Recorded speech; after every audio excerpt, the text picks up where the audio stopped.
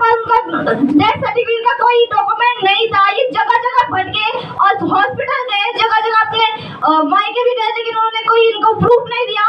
ये जगह जगह गए, ये बहुत परेशान हो गए थे, ये बहुत जगह ठोकरें खा खा कर दुखी होकर घर में रहे।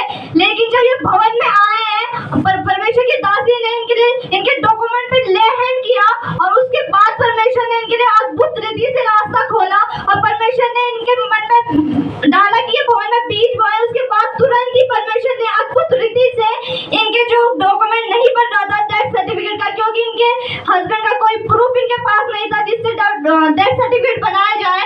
लेकिन परमेश्वर की दासी की प्रार्थना के बाद और इनके बीज बोने के बाद और इनके भवन में लगातार बने रहने से परमेश्वर ने इनके जो डेथ सर्टिफिकेट था इनके पति का वो इनके हाथ में है। और आपने इनके लिए प्रोफेसी करी थी जिस दिन मम्मा इनके लिए प्रेयर कर रही थी कि आपका डॉक्यूमेंट मैं आपके हाथ में देख रहा हूँ, और जैसे आपने बोला था उसी तरह से सेम इनके साथ हुआ। इनका डॉक्यूमेंट इनके हाथ में है।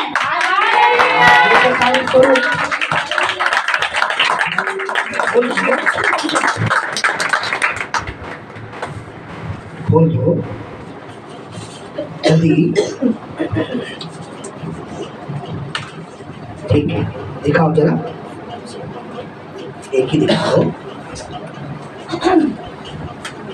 ओके, उनको दो। नाम बताओ बेटा अपना पहले तो। कहाँ से हो? सभी बहन भाई को जय मसीह की। जय मसीह की।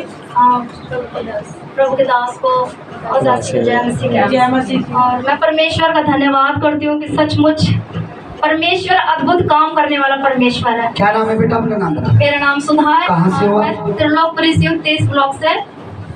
और क्या गवाही है बेटा अपने बताओ जल्दी से। मेरी गवाही है कि काफ़ी समय से मेरे हस्बैंड मेरे साथ नहीं रह रहे थे। मैं 2015 से प्रभु में हूँ, लेकिन वो संसारिक रीति रिवाजों से अपना जीवन बिता रहे थे, वो प्रभु में नहीं थे। ओके, फिर क्या हुआ? तो फिर काफी सालों से उन्होंने काफी सालों से उन्होंने मुझे मेरे बच्चों को छोड़ रखा था। 2015 से मैं अपने मायके में रहती हूँ पापा मम्मी के पास, और वो अपने घर रहते थे अपने मम्मी और पापा के पास। तो काफी 2015 से हम लोग अलग रह रहे थे, लेकिन हमारा आना जाना मिलना जुलना बातें हो रही थी हमारी काफ़ी टाइम। मतलब कई बार देखने भी गई, उन्हें तबीयत खराब चल रही थी, उन्हें टीवी की बीमारी थी क्योंकि वो ड्रिंक करते थे बहुत ज़्यादा। तो 2022 में उनकी डेथ हो गई। मैं और मेरी पूरी फैमिली उनके वहाँ गई, मेरी ससुराल गई। तो फिर क्या हुआ कि उन्होंने मेरे ससुराल वालों ने मुझे कोई डेथ सर्टिफिकेट बनवाने के लिए मुझे कुछ नहीं दिया। उन्होंने कुछ कागज नहीं दिए, कुछ डॉक्यूमेंट्स नहीं दिए मुझे। शमशान घाट की पर्ची थी वो तक नहीं दी मुझे उन लोगों ने। लेकिन उसके बाद हुआ कि मैंने बहुत भागा दौड़ी करी। मैं 4-5 बार शमशान घाट गई, वहाँ से मैं पर्ची लेकर आई, प्रभु का नाम लेके मैंने सारे काम करती रही, भागा दौड़ी करती रही। मैं जहाँ जिसने बोला मैं वहाँ गई, लेकिन मेरे प्रभु ने काम नहीं हुआ। मेरा सर्टिफिकेट नहीं बन पाया क्योंकि मेरे पास कुछ कागज ही नहीं थे। बस एक शमशान घाट की पर्ची थी और कुछ नहीं था मेरे पास। तो आपके पास कोई कागज नहीं था? कोई कागज नहीं था, कोई प्रूफ नहीं था। कोई प्रूफ नहीं था। हर तरह से ट्राई कर लिया, हर तरह से ट्राई करा, हर तरह से आपने ट्राई करा, हर जगह चले गए, हर जगह जहाँ जिसने जो बोला, जहाँ बोला जिसने। उसके बाद भी आपका कोई सर्टिफिकेट कुछ नहीं हुआ। डेथ सर्टिफिकेट आपके पति कुछ का नहीं बना। नहीं बना। सबने मना कर दिया। हर जगह मैं जा रही थी, उन्होंने कहा कि डेथ कैसे हुई है, हमें रीजन चाहिए।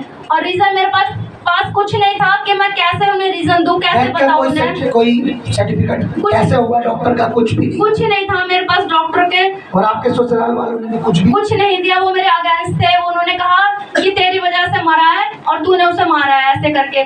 मैं उस हॉस्पिटल तक गई जहाँ पे इन्हें लेकर गए थे, लेकिन मैं वहाँ से निराश होकर आई कि मुझे कुछ नहीं मिला, वहाँ से कुछ प्रूफ नहीं मिला वहाँ से। लेकिन मैं परमेश्वर कितना समय आप परेशान रहे? कितने मंथ, कितने महीने मुझे पति के गुजरने के बाद?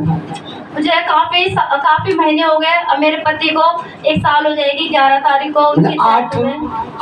8 महीने 9 महीने आप परेशान रहे? 8-9 महीने में परेशान रही और कुछ नहीं हुआ। अभी क्या हुआ जब आप इस मिनिस्ट्री से सेवकाई से जुड़े? कैसे प्रभु के अभिषेक के काम के बताइए। मैं परमेश्वर का धन्यवाद करती हूँ कि जब से मैं इस मिनिस्ट्री से जुड़ी हूँ, द ग्रेट अनॉइंटिंग चर्च से मैं जब से जुड़ी हूँ, और प्रभु ने मेरे जीवन में इतना काम करा कि जो डॉक्यूमेंट्स नहीं थे और जो सर्टिफिकेट नहीं था, मैं एक दिन मैं भवन आई, मैंने प्रभु के दास से सारी बातें उनके आगे रखी, सारी अपनी स्थितियों को मैंने उनके आगे रखा।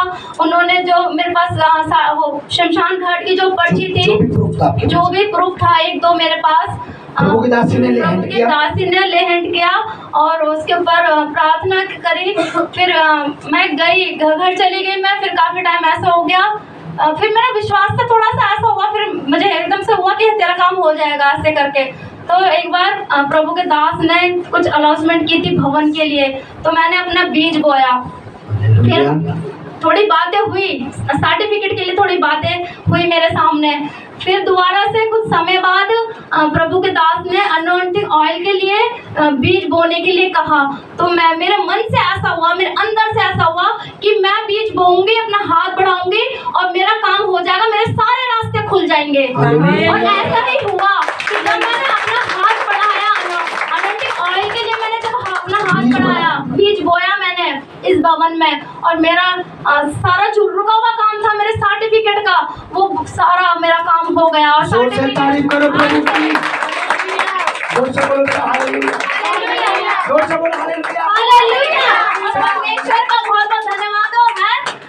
और ये सर्टिफिकेट जिसके लिए मैं 1 साल परेशान रही, ये सर्टिफिकेट आज मेरे हाथ में है।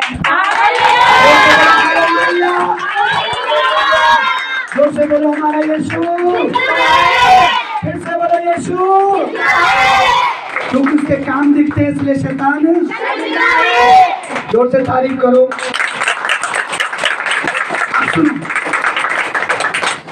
मैं हमेशा कहता हूँ, प्रभु में तुम्हारा होना और तुम्हारा बोना दोनों बेकार नहीं है। जो कुछ तुम भवन के लिए, प्रभु के राज्य के लिए जो बीज तुम बोते हो, आज नहीं तो कल वो फलता जरूर है। आज शायद आपको उसका अहमियत पता ना हो, क्योंकि जब हम बोते हैं सीड को जमीन में, तब वो दिखता नहीं है, अंदर ही अंदर उसकी जड़ें बनती हैं, लेकिन जब वो पौधा बन के ऊपर आता है तब वो नजर आता है। सभी बोला हालेलुया, हालेलुया। 8 महीने 9 महीने परेशान होने के बाद, प्रॉब्लम इधर उधर सब जगह ट्राई करा, कोई डॉक्यूमेंट नहीं, सिर्फ एक शमशान की पर्ची, कोई रास्ता नहीं खोल रहा था।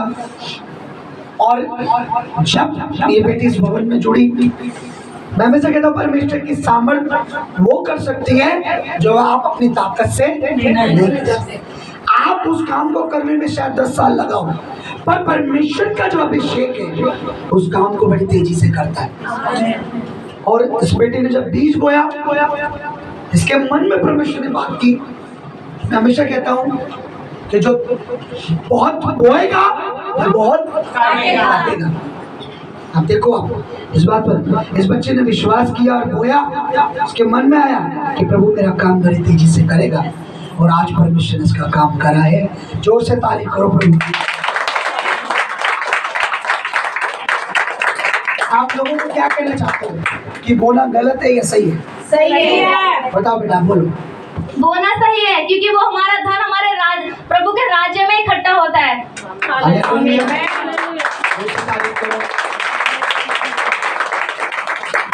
परमेश्वर हमसे कुछ मांगता नहीं है, आजमाता है।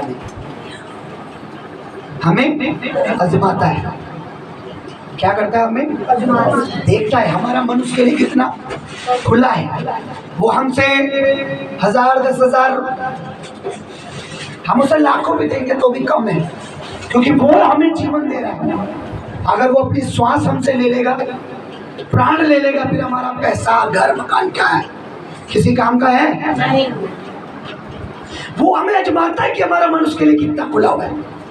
वो हमें टेस्ट करता है कि इससे पहले कि मैं कोई बड़ी बरकत दूं, इसको आजमा तो लूं, मैं इसे टेस्ट तो कर लूं कि ये मेरे लिए वफादार है या नहीं है।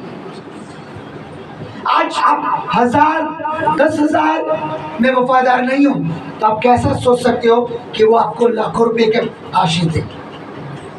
क्योंकि इंसान बड़े में नहीं, छोटे में परखा जाता है। हालेलुया।